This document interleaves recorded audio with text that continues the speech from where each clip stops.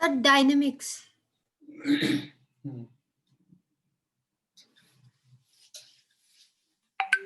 से related 2 questions किए थे।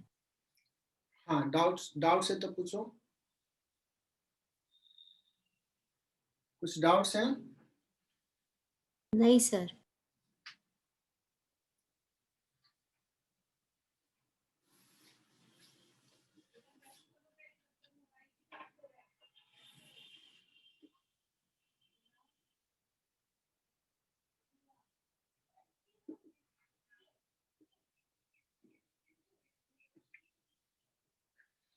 सो लास्ट लेक्चर में हम लोगों ने कुछ सवाल डिस्कस किए थे, जहां पे शायद एक सिंपल पेंडुलम वाला सवाल लिया था, जहां पे टेंशन जो था, टेंशन और mg मिल करके सेंट्रीपिटल फोर्स प्रोवाइड कर रहा था। वैसे एक और सवाल लेते हैं।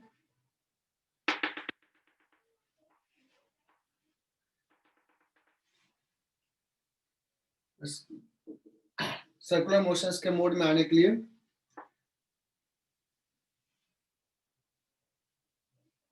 अगर पूछा जाए कि दिस इज द सिचुएशन, ये एंगल अगर सपोज थीटा है एंड इसका वेलोसिटी अगर v है, मास m, तो टेंशन क्या होगा इस सिचुएशन में? This is moving on a circular path.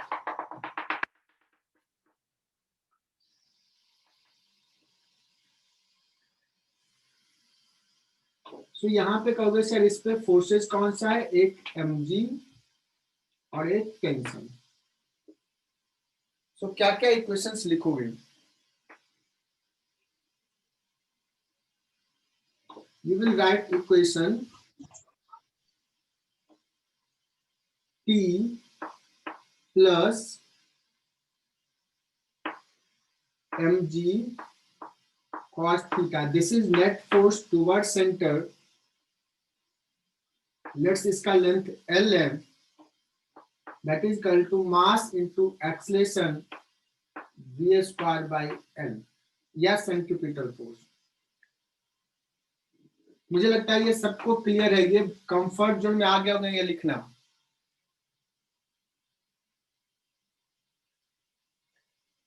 अगर किसी को पूछूं कि व्हाट इज टेंजेंशियल एक्सेलरेशन इस सवाल में, इस मोमेंट पे, क्या कोई बता सकता है कि टेंजेंशियल एक्सेलरेशन जो होगा वो g sin थीटा होगा?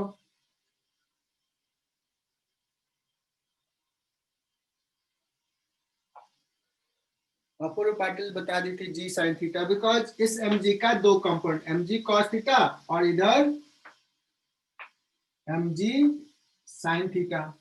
टेंजेंशियल डायरेक्शन में सिर्फ यही फोर्स है, इसलिए एक्सेलरेशन ये होगा।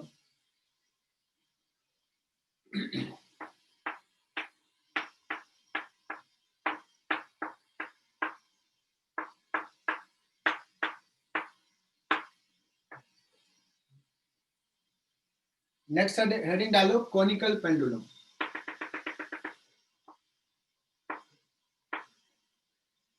अच्छा, कोनिकल पेंडुलम क्या होता है?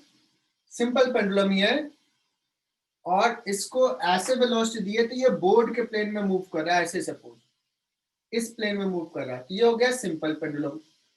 बट इसको थोड़ा सा इधर ले आओ वर्टिकल से एंगल पे और इसको अब ऐसे वेलोसिटी दो। So if the particle move in this way,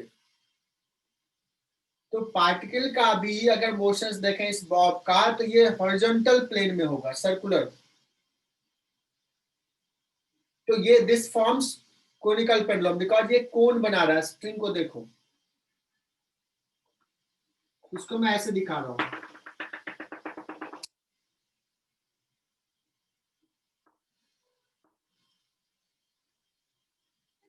इसका सेंटर कहीं यहां होगा। Let's this angle is theta.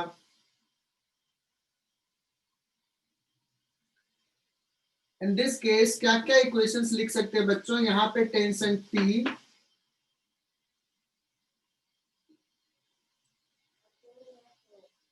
ये हो गया लेंथ L सपोज,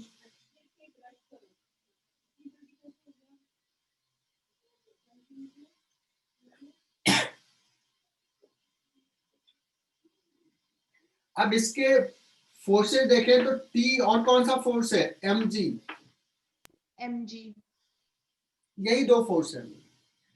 अब यहाँ पे मैं फोर्सेस को कैसे रिजॉल्व करूं, इसका मोशंस कैसा है, motion of the bob is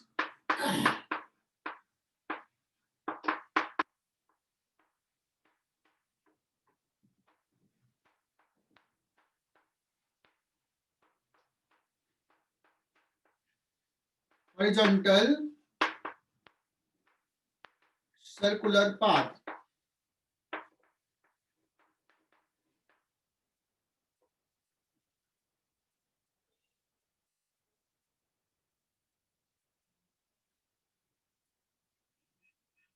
इसको सेंट्रीपिटल फोर्स का रिक्वायरमेंट है, that will act in this direction.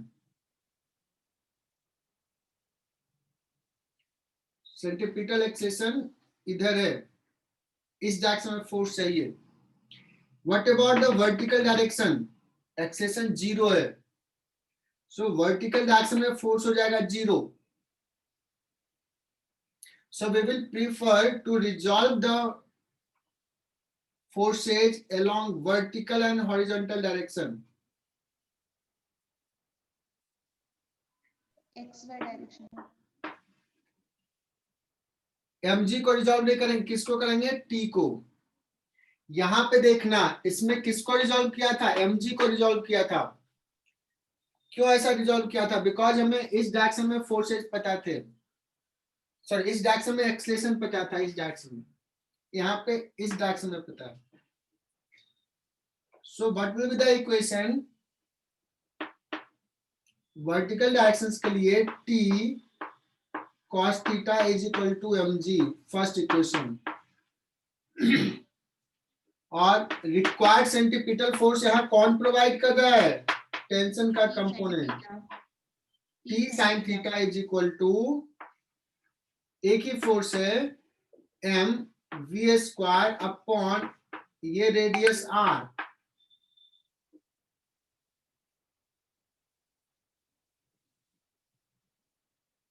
अगर इसका स्पीड v है तो,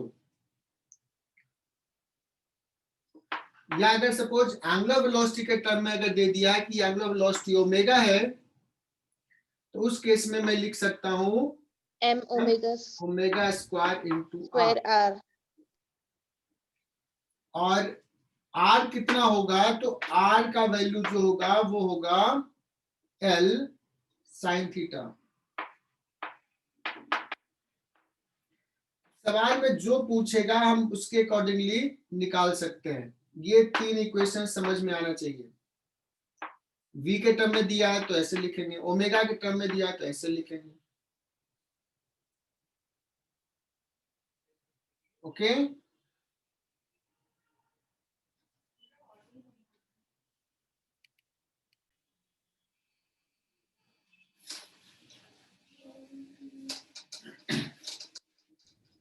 सर। बोलो रोहन। सर जब वो बॉब एक रोटेशन कंप्लीट करेगा तब वो एक सॉलिड एंगल कंप्लीट करेगा ना। हाँ हाँ, तो उस वक्त उसको कैसे निकालेंगे फिर। सॉलिड एंगल का कोई कॉन्सेप्ट यहाँ पे नहीं आएगा।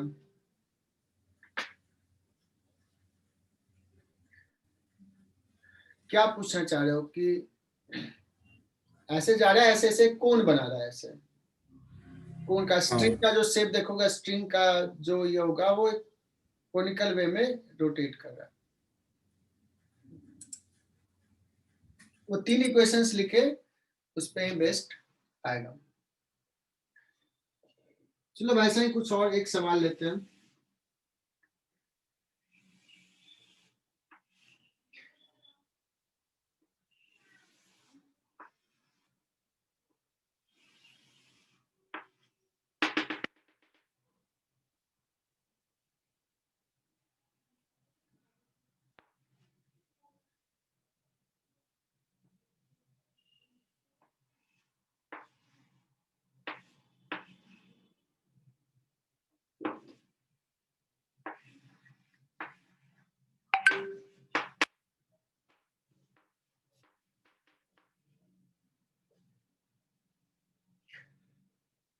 क्या क्या बच्चों, एक बॉब लिया जिसका मास m, दो स्ट्रिंग से कनेक्टेड है, ये दो पॉइंट पे, और स्ट्रिंग टाइट है तो ये एंगल थीटा बन रहा है, दोनों का लेंथ सेम है स्ट्रिंग का, और this is rotating about its axis, the shaft is rotating, एक रॉड है, वर्टिकल रॉड है, उससे स्ट्रिंग बांध दिया, this is rotating, so the bob is also rotating in a circular path that is in horizontal plane. So इसका path ऐसा होगा, इसमें हम लोग क्या क्या इक्वेशंस लिख सकते हैं, ठीक है, तो देखते हैं क्या क्या इक्वेशंस लिखें।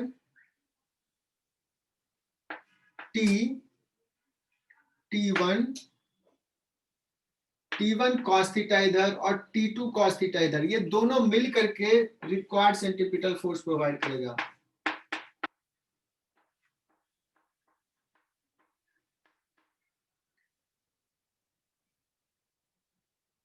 ये कितना लिखा है मैंने, ओमेगा के टर्म में लिखा है बच्चों। सो what will be the equation, m omega square,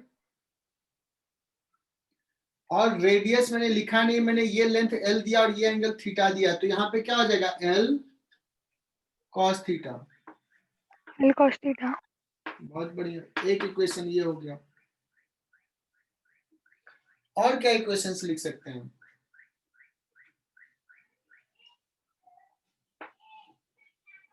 T1 sine theta ऊपर लग रहा है, T2 साइन थीटा नीचे लग रहा है,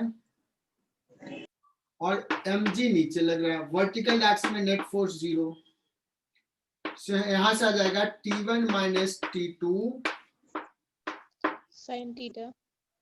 sign theta is equal to mg, और साइन थीटा को इधर ले लिया, नीचे आ जाएगा तो ये हो जाएगा cosec थीटा, इक्वेशन 2। ये cos थीटा चला जाएगा। अगर मैं यहां से कहूं कि T2 निकालो क्या होगा, तो 1 और 2 से देखो, इफ वी सब्ट्रैक्ट 1 माइनस 2 तो T1 चला जाएगा और T2 ऐड हो जाएगा, सो 2T2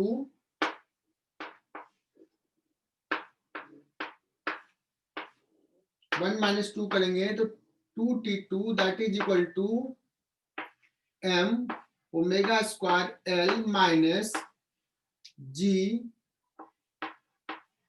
cosec थीटा। सही लिखा क्या,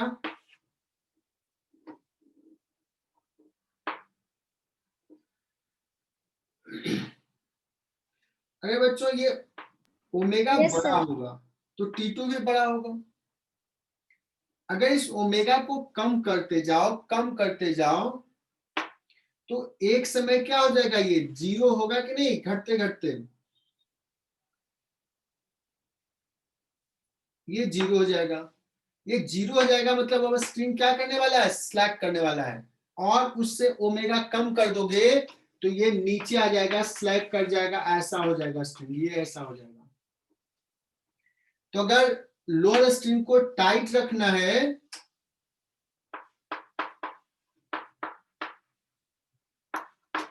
for lower string to remain taut, that means T2 should be greater than equal to 0. That means omega square L minus G cosec theta should be greater than equal to 0. That means omega minimum to remain taut, जब minimum की बात करेंगे तो यहाँ equal sign दे देंगे, and that will come out as g cosec theta by l या g by l sine theta का रूट। सही लिखा क्या,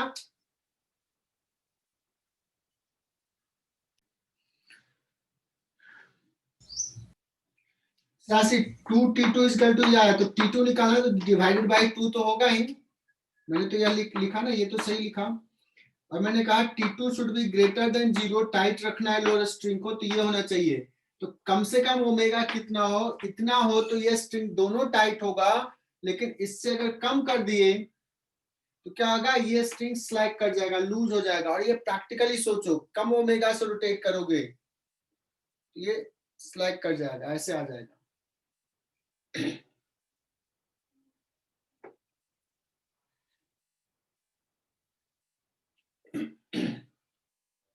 इसको मिटा रहा हूं।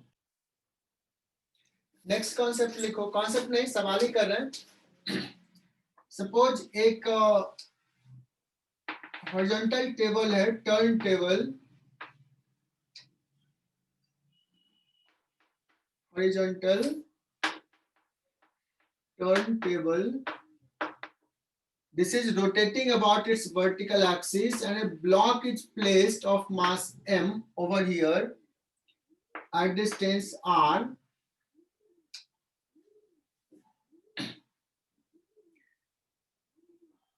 Coefficient of friction between the block and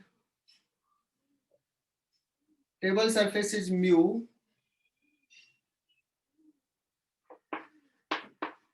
Block is at rest with respect to the table.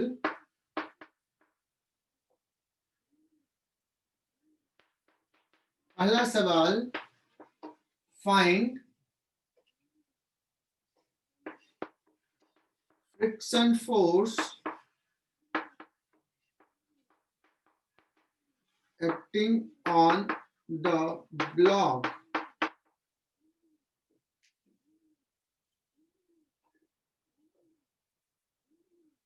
Find friction force acting on the block.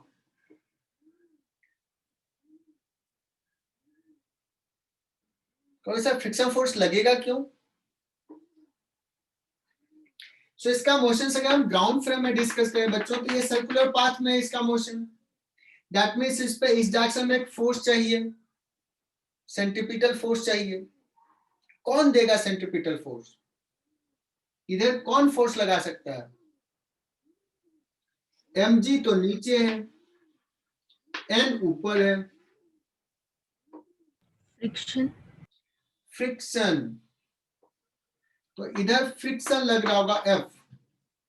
और मैं कह रहा हूं कि ये रेस्ट में इसके रेस्पेक्ट में, ग्राउंड के रेस्पेक्ट में सर्कुलर पाथ पे मूव कर रहा आर रेडियस के, तो टुवर्ड सेंटर एक ही फोर्स है F, and which is providing required centripetal force to m omega square r। क्या ये बात समझ में आई?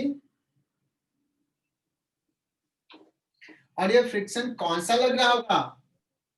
ये फ्रिक्शन स्टैटिक फ्रिक्शन लग रहा होगा। स्टैटिक। बहुत बढ़िया। स्लिपिंग नहीं हो रही है, रिलेटिव स्लिपिंग नहीं है।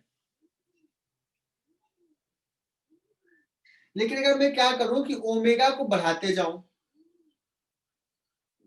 अगर ओमेगा बढ़ेगा तो फ्रिक्शन फोर्स बढ़ेगा, लेकिन फ्रिक्शन का एक लिमिट है। तो मैं यहां से बोल सकता हूं क्या, find maximum omega so that the block remain at rest with respect to the table।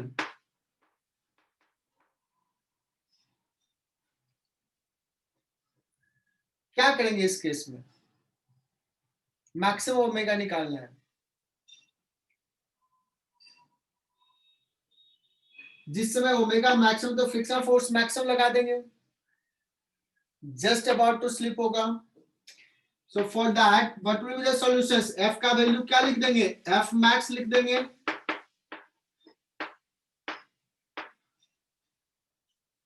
F max क्या हो जाएगा? Mu into N. What will be N in this case? N is mg। बहुत बढ़िया। ओमेगा इज इक्वल टू, यहां से देखो m m गया, omega is equal to आ जाएगा mu ji by upon r का root. This is the maximum omega so that the block remain at rest. Am I right, बच्चों? Yes, sir.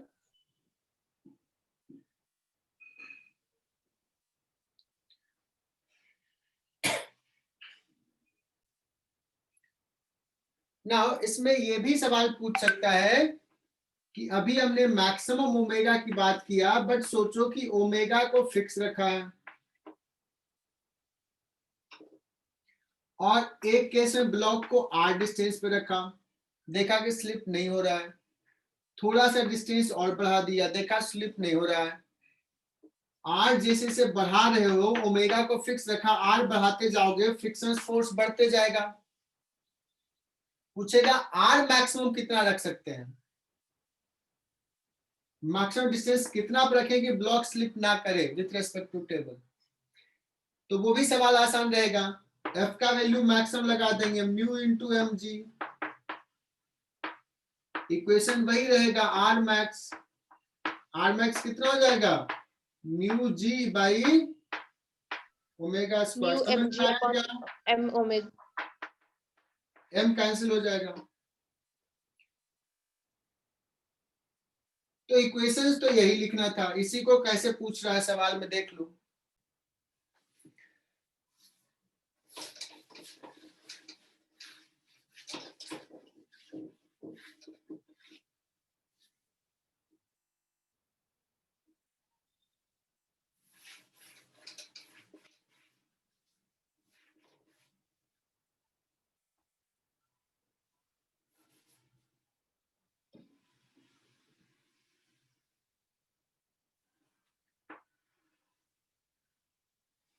जैसा figure मैं बना रहा हूं वैसा ही फिगर तुम भी बनाना।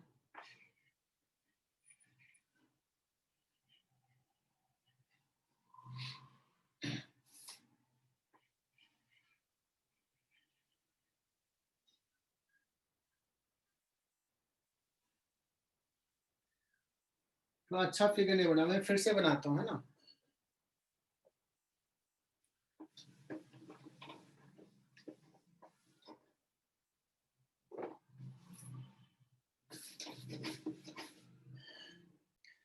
देखो मैंने क्या कैसा बनाया वो समझना।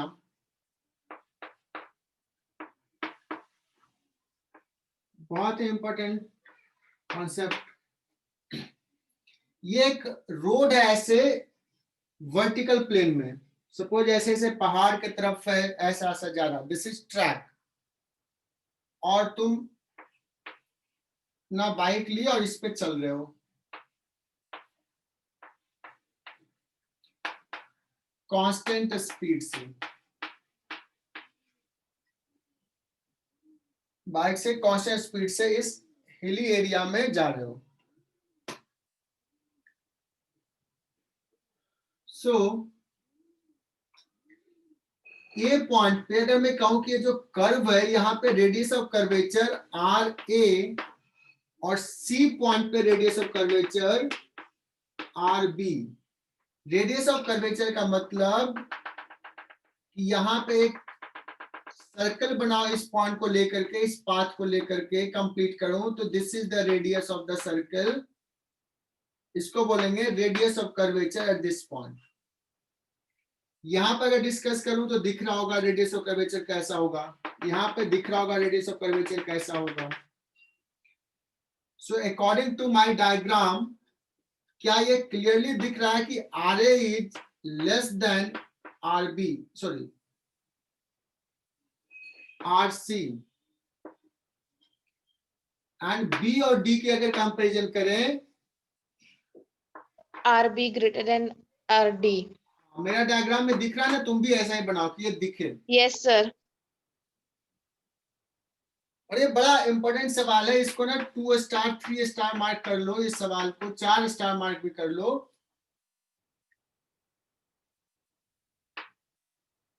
और एक बाइक या car is moving with constant speed on this track. बच्चों at point A the track is applying normal force NA, at point B it is applying normal force at NB, sorry, at B is NB, similarly NC and ND. These are normal force by track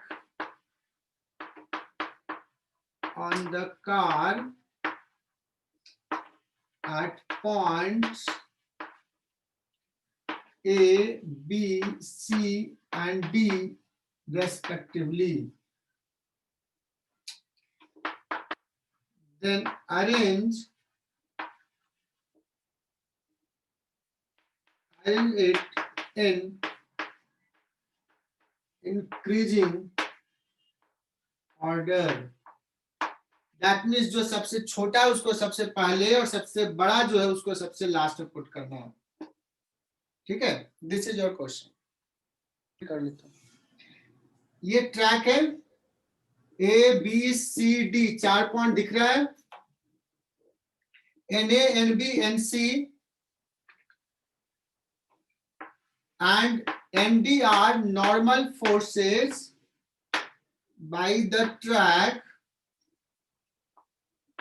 on the car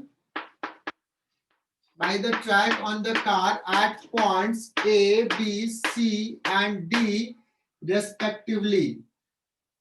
Then arrange it किसको NNBNC को in increasing order. चलो time is up. तो मैं इसको discuss कर रहा हूं.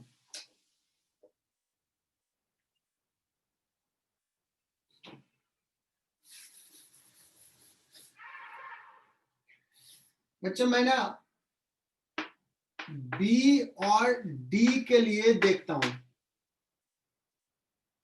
B और डी पॉइंट थोड़ा एक जैसा है ना. ये सबका सेंटर किधर है? इधर.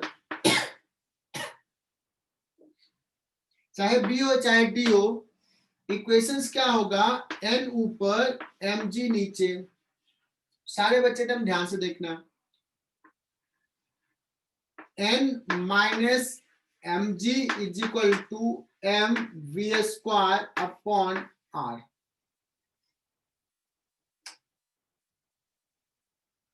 सो एन इज इक्वल टू हो जाएगा M G plus M we square by are.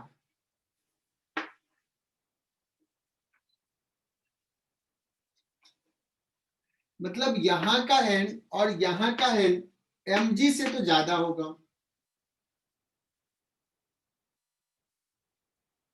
और r अगर छोटा होगा तो ये क्वांटिटी बड़ा, दैट मीन्स n बड़ा होगा. सो क्या हम अभी बता सकते हैं कि nb और nd में क्या रिलेशन होने वाला है?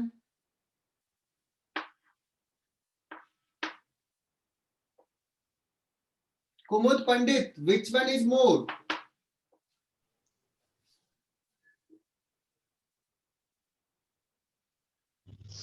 ND. So ये रिलेशंस कंफर्म, ये क्लियर है. एंड दोनों mg से बड़ा है. अब मैं बात करता हूं for the point A and C के लिए. ये दोनों एक जैसा है.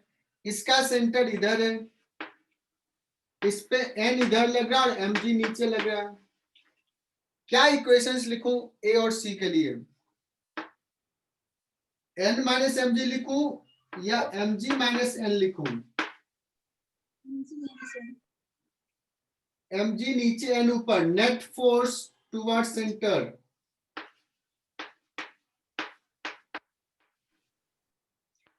n इज इक्वल टू आ जाएगा बच्चों mg minus m we square by are.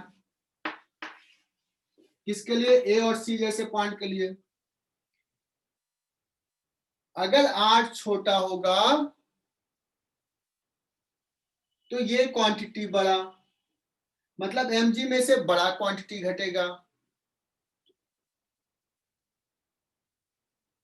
समझ में आ रहा है? mg में से बड़ा क्वांटिटी घटेगा तो ये n छोटा हो जाएगा. दैट मीन्स r स्मॉल तो n स्मॉल. और n इस केस में mg से भी कम होगा।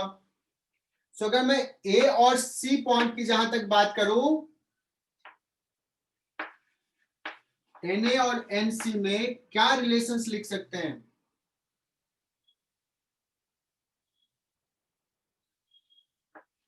Can we put this sign?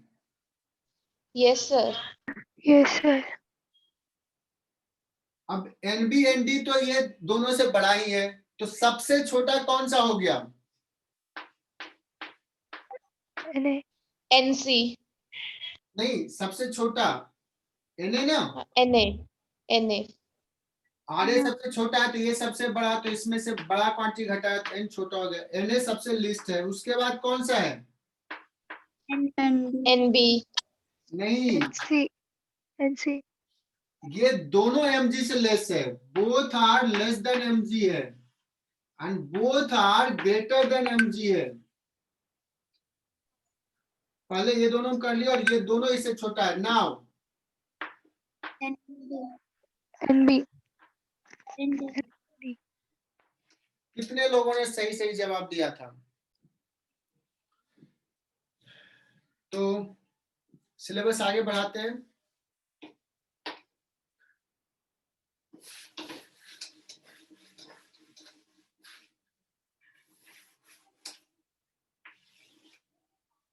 सवाल तो बहुत सारे हैं।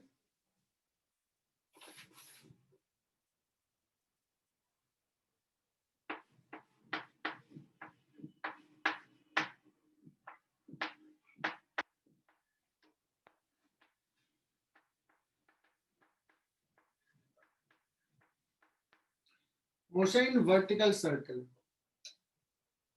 हालांकि मैंने सारे चीज पढ़ा दिया है, बट उसको एक साथ कंबाइन करके बोल रहा हूं। मैं ऑलरेडी पढ़ा चुका हूं ये सारा चीज। एक सिंपल पेंडुलम लिया, स्टार्ट कर रहा हूं सिंपल पेंडुलम से ही, और ये बहुत ही इंपॉर्टेंट है, ये बहुत बहुत इंपॉर्टेंट है। हालांकि मैंने कॉन्सेप्ट सारे बता दिए। एक सिंपल पेंडुलम, इसको हमने कुछ वेलोसिटी v दिया बच्चों, ऐसे जा रहा है, ऐसे जा रहा है, ऐसे जा रहा है।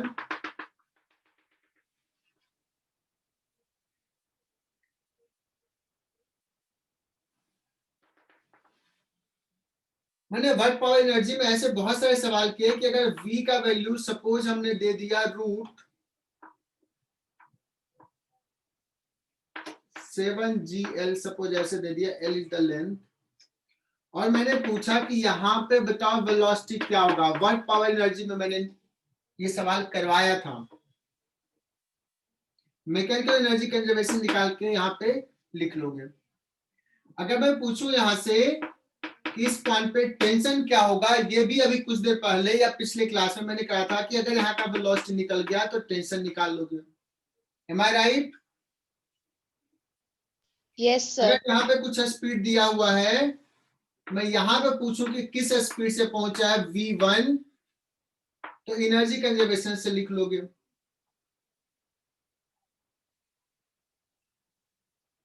और अगर स्पीड दिया हुआ टेंशन पूछा जाए तो तुम निकाल लोगे। तो मैं अब ऐसे सवाल कंबाइन कर देता हूं, दोनों जो कॉन्सेप्ट हमने पढ़ा, हमने यहाँ पे दे दिया स्पीड और पूछूंगा कि इस पॉइंट पे टेंशन क्या है।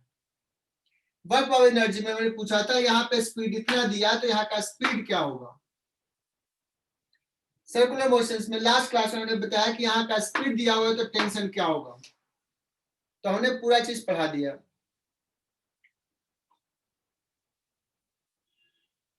तो एक सवाल के थ्रू ही बता रहा हूं। A simple pendulum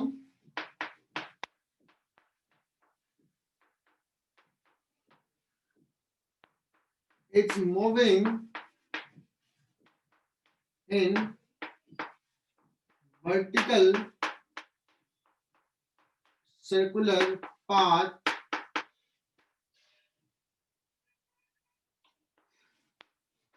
what will be minimum speed at highest point। उसका मिनिमम स्पीड हाईएस्ट पॉइंट पे क्या हो सकता है, उससे अगर कम होगा तो वो सर्कुलर पाथ कंप्लीट नहीं करेगा, मतलब उससे कम में ये सर्कुलर पाथ पे मूव करे, ये पॉसिबल नहीं है, मतलब स्ट्रिंग टाइट नहीं रहेगा। ठीक है, सो लेट्स की यहाँ पे मैंने लिख लिया स्पीड है v1, तो इक्वेशंस लिखता हूं बच्चों एट हाईएस्ट पॉइंट का।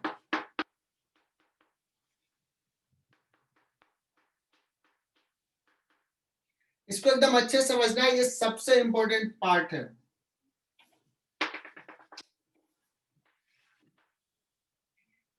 क्या इक्वेशंस लिखोगे, ऑलरेडी लिख चुको, t प्लस mg, नीचे mg लग रहा है,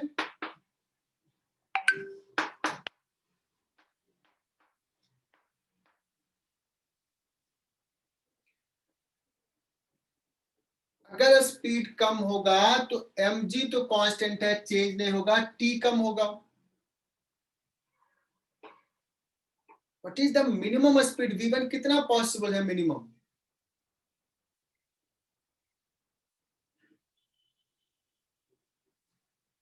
अगर v1 इतना हो गया कि mv1 square by L mg के बराबर हो गया, तो उस केस में t क्या हो जाएगा? 0 जीरो।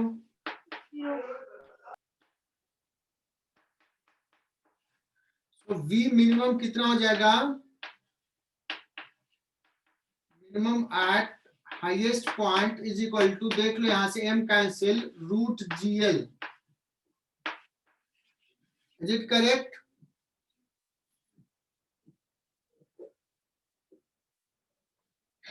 yes sir, अगर कहोगे सर मिनिमम स्पीड जो है वो रूट जीएल से कम स्पीड हो जाएगा, तो टी इस एक्सप्रेशन में निगेटिव हो जाएगा, और टी निगेटिव नहीं हो सकता। टी निगेटिव का मतलब हम टी इधर मान रहे हैं और निगेटिव मतलब टी इधर लगेगा, मतलब स्ट्रिंग का टेंशन तो ऊपर फोर्स लगा ही नहीं सकता, पुश नहीं कर सकता है, मतलब स्ट्रिंग यहाँ पे रूट जीएल से कम वेलोसिटी से नहीं पहुंच सकता है।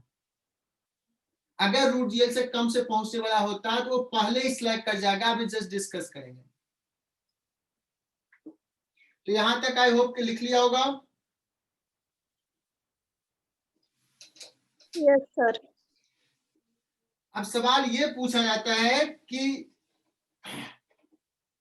लोएस्ट पॉइंट पे कितना मिनिमम वेलोसिटी दें कि ये सर्कुलर पाथ को कंप्लीट करे, और मुझे पता है कि एमआर बैच के मैक्सिमम बच्चों को पता होगा रिजल्ट। रोहन बताओ क्या रिजल्ट था? Minimum velocity at lowest point to reach at to complete circular path, √5 GR। क्या बात है, √5 GR।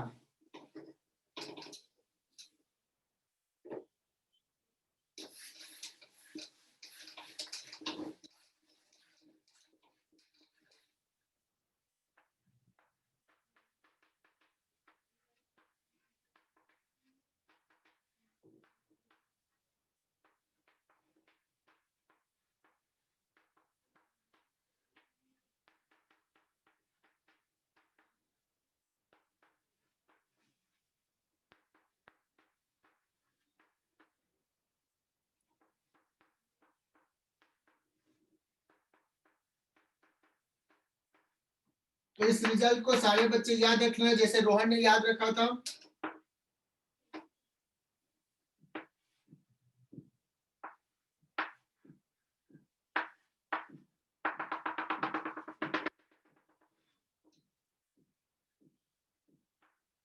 तो यहां का मिनिमम स्पीड पता है, अप्लाइंग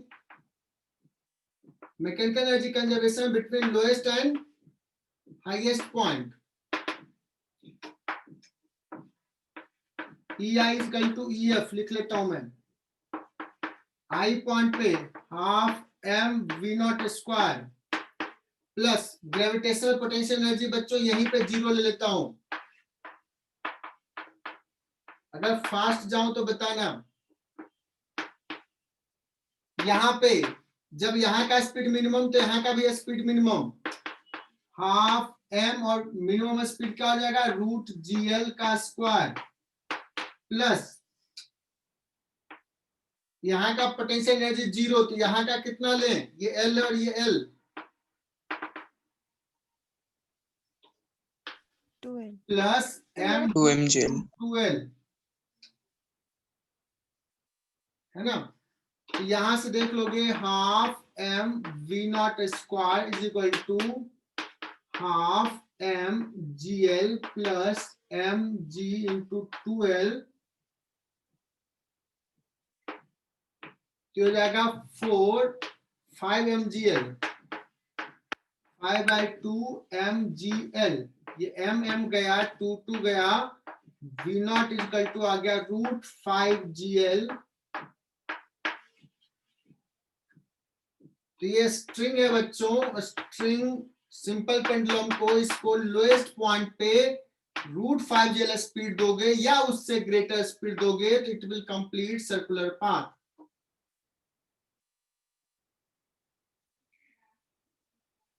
लेकिन अगर उससे कम स्पीड दिया तो,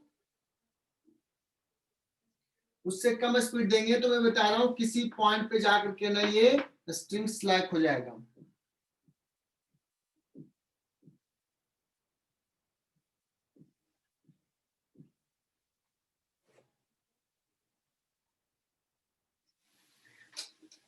कहोगे सर क्यों स्लैक होगा,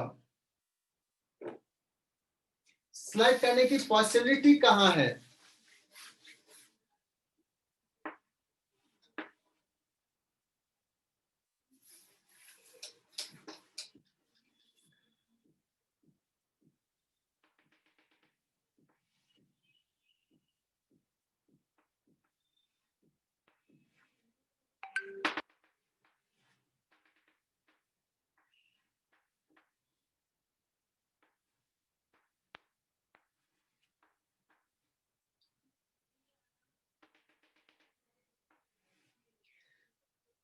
बच्चों मैं दो केसेस ले रहा हूं, एक केस जहां पे बॉब पॉइंट ऑफ सस्पेंशन के बिलो है, और एक केस ले रहा हूं जहां पे बॉब पॉइंट ऑफ सस्पेंशन से ऊपर है, ठीक है ना।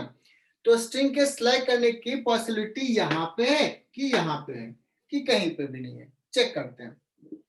तो इस पॉइंट पे अगर मैं इक्वेशंस लिखूं तो लिखूंगा T और कौन सा है mg, एंगल थीटा, स्पीड कुछ है v1। So this is position 1, this is position 2। 1 positions के लिए इक्वेशंस सारे बच्चे समझ पाएंगे शायद। T minus mg cos theta is equal to m T1 लिख लेते हैं यहाँ पे टेंशन को,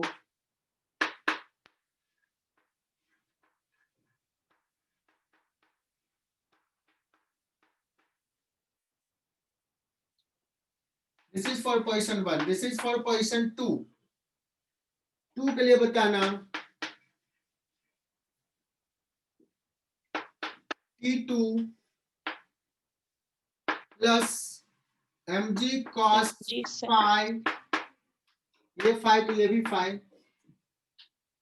that is equal to m v2 square by l, T2 is equal to m v2 square by l minus mg cos 5.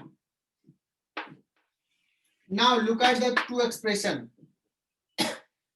अगर यहाँ पे v1 कम करते जाओ, इवन 0 भी कर दो, v1 इवन 0 भी कर दो, तो T1 किसके बराबर रहेगा? mg cos थीटा के बराबर रहेगा। क्या T1 0 हो सकता है? क्या T1 0 हो सकता है? कहोगे नहीं sir. No. Point of suspension के बिलो अगर है बॉम्ब, तो स्ट्रिंग के स्लैग करने का चांस तो है ही नहीं। व्हाटएवर द वेलोसिटी बी, 0 भी हो गया वेलोसिटी तो भी mg cos थीटा तो रहेगा ही।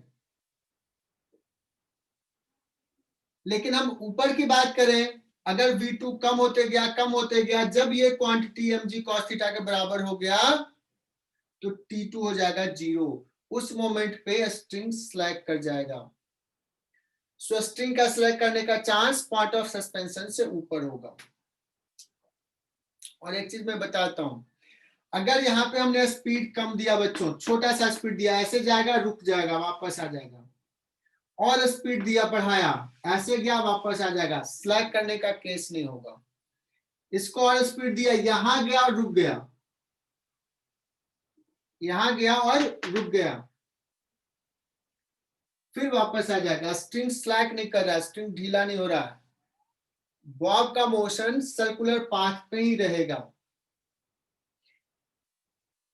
यहाँ पे कितना स्पीड दे कि यहाँ पे 0 वेलोसिटी से जाए, तो वो स्पीड यहाँ पे तुम प्रूफ कर सकते हो, वो आता है √2gl।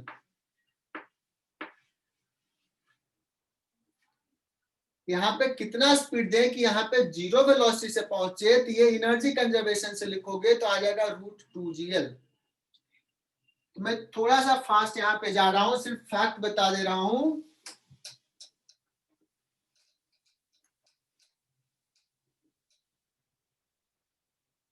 ये खुद से प्रूफ कर लेना, बहुत इजीली प्रूफ कर लोगे।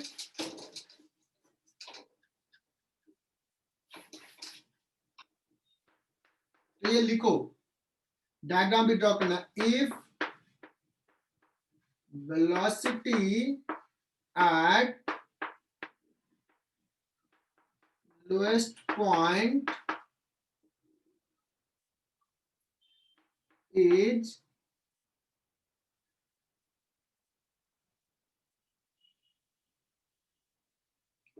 v is equal to less than equal to √2gl,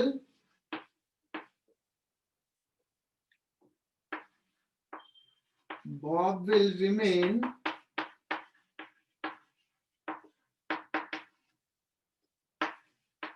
below suspension point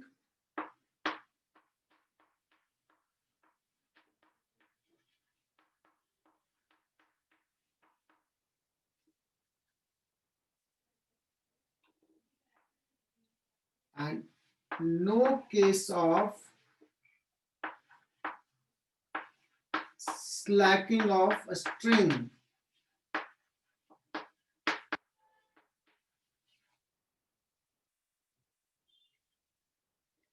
Clear?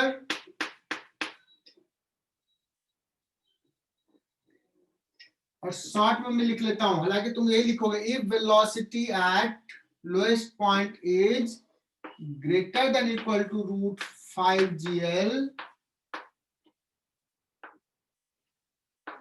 Bob will complete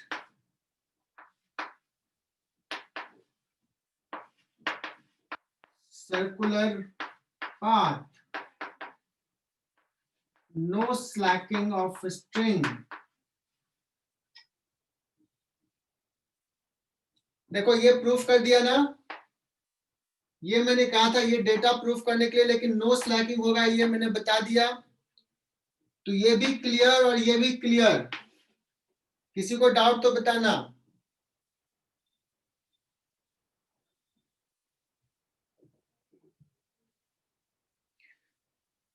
Jayesh Pandey, Jayesh भाई सुन पा रहे हो?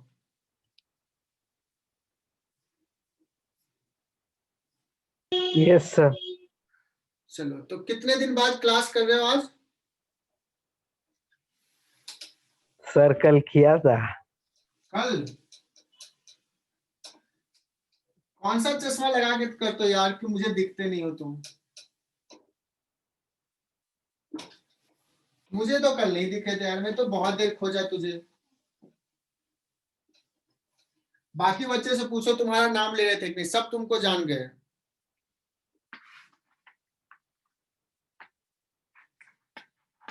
ईमानदारी से बताना, कल थे? और थे तो कितने मिनट के लिए थे? 2, 3, 4? स्टार्टिंग में था सर, एंडिंग में डिस्कस।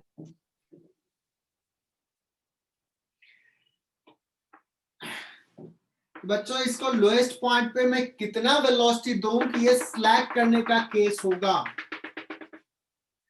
अगर v √2gl से ज्यादा हो और √5gl से कम हो, देन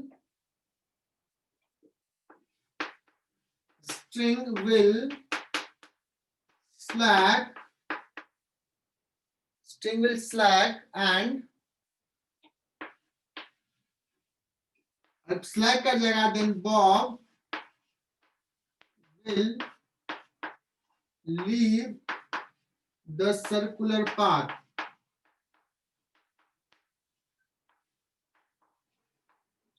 क्या ये बात समझ में आई? इस रेंज में होगा तो सिलेक्ट करेगा। तो एक सवाल कर लेते हैं कि लेट्स इसको v हमने दे दिया v0, लेट्स रूट इसके बीच का एक वैल्यू बोल दो,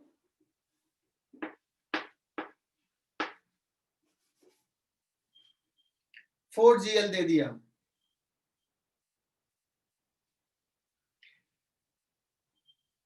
तो ये किस पॉइंट पे सिलेक्ट करेगा वो निकालते हैं। तो मान लिया कि ये यहां से जाते जाते यहां पहुंच गया और इस पॉइंट पे इसका स्पीड हो गया सपोज v1, है ना। ये एंगल अभी वर्टिकल से थीटा है। तो इस पॉइंट पे मैं इक्वेशंस लिखूंगा, क्या क्या होगा, फोर्सेज mg और कौन सा फोर्स होगा t। What will B equations जो लिख रहे थे, देखो दोबारा लिख रहे हैं, t plus mg cos theta is equal to mv square by l। मुझे निकालना है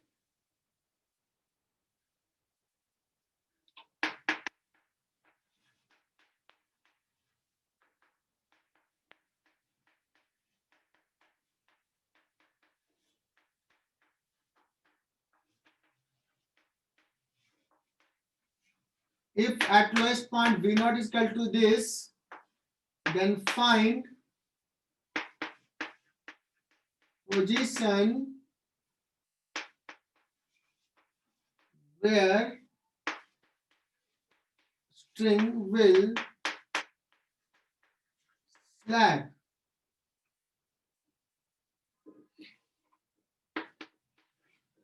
अब मैं कह रहा हूं कि यह थीटा पे सपोज स्लैक कर रहा है, गया गया गया, अब स्ट्रिंग का टेंशन 0 हो गया, तो ये क्या लिख लेंगे 0।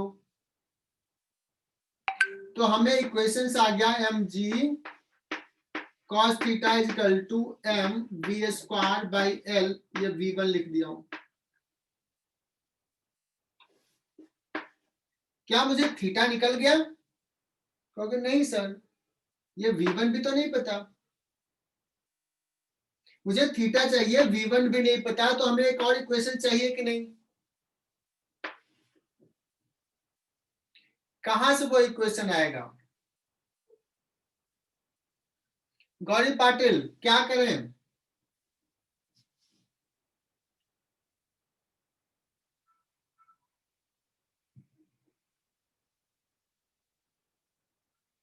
Krishna Singh,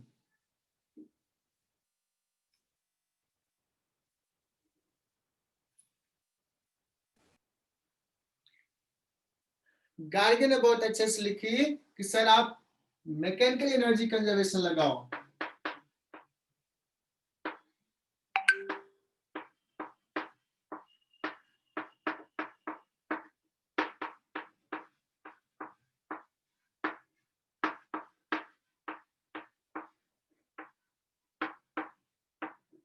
From mechanical energy conservation between these 2 points, देखते हैं तुम लोग लिख पाते हो कि नहीं। मैंने ऐसा सवाल तो करवाया है।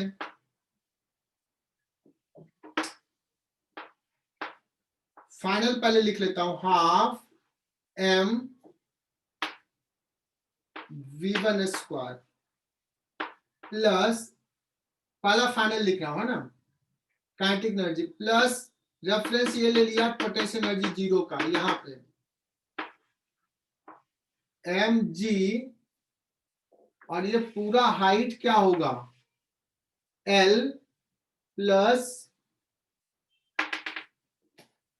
ये हाइट l cos थीटा। समझ के बताना l cos थीटा आ रहा है कि नहीं। l plus l cos theta, initial half m v not square, v not कितना दिया था, √4gl,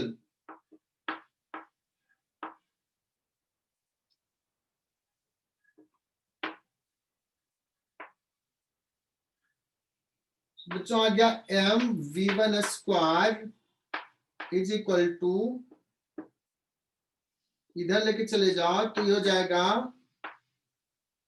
4mgl माइनस, इसको इधर लेके चले गए 2 चला जाएगा 2mgl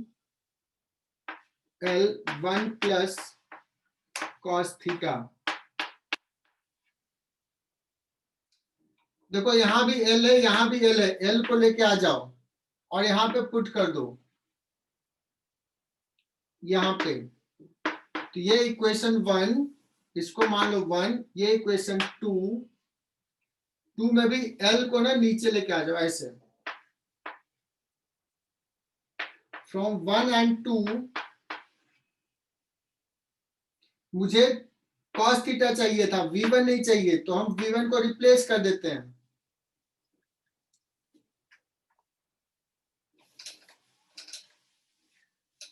और सॉल्व करके बताओ कि क्या होगा, कितना आंसर आ रहा है।